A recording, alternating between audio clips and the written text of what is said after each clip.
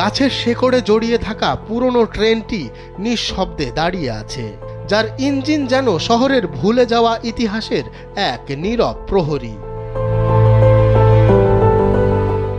আলো ছায়ার ভাঁজে লোনা ধরা ইঞ্জিনের গায়ে স্পষ্ট ঝুলে আছে বয়সের ছাপ, যার মরিচা পড়ে যাওয়া লোহার শরীরে ঘুমিয়ে আছে অতীতের গৌরব আর বাংলাদেশের রেলওয়ে ইতিহাসের এক জীবন্ত অধ্যায়। এটা অনেক আগে থেকে দেখতেছি মূলত, তা এখানে মানুষ দূর থেকে আসা, আর এটা মূলত অনেক আগের ইঞ্জিন।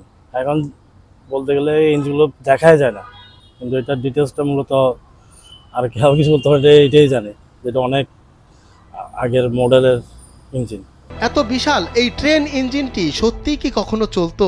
হ্যাঁ, ধারণা করা হয় এটি বাংলাদেশের প্রাচীন স্টিম ইঞ্জিনগুলোর একটি। এক সময় যার ইঞ্জিনের হুইসেল গর্জনে কেঁপে উঠত দেশের রেলপথ। 87-88 সালের কথা বা 89 সালের কথা, 88 ধরেন, ওই টাইম থেকে আমি এটা দেখতেছি এখানে এই ইঞ্জিনটা আছে ছোটবেলা থেকেই। তবে এই ট্রেন এখানে কখন থেকে আছে আর কি বা এর ইতিহাস, সে সম্পর্কে খুব বেশি কেউ জানে না বললেই চলে।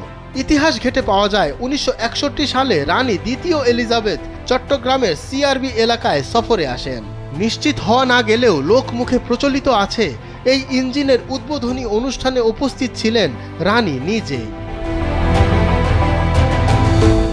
জানা যায় রাজকীয় ইঞ্জিনটি রক্ষণাবেক্ষণের কেউ নেই, মরিচা ধরেছে বহু আগেই, ভেঙে গেছে অংশবিশেষ, নেই কোনো তথ্য ফলক, কোনো যত্ন। দর্শনার্থীরা প্রায়ই আসেন প্রাচীন এই স্টিম ইঞ্জিনটি দেখতে, তুলে নিয়ে যান ছবি, কেউ কেউ দেখতে এসে করছেন ক্ষতিও। জায়গার কোনো সমস্যা না, তবে সংরক্ষণটার কোনো ইয়া নাই, এটার কোনো সেফটি নেই। যেমন কেউ এটার উপর আসি বসে ভিতরে ঢুকে বসতেছে, এখানে ভিতরে বসে সিগারেট খাচ্ছে, আবার এটা সেটা খুলে টানাটানি করে নিয়ে যাওয়ার জন্য কোনো রক্ষণাবেক্ষণের কোনো লোকই নেই।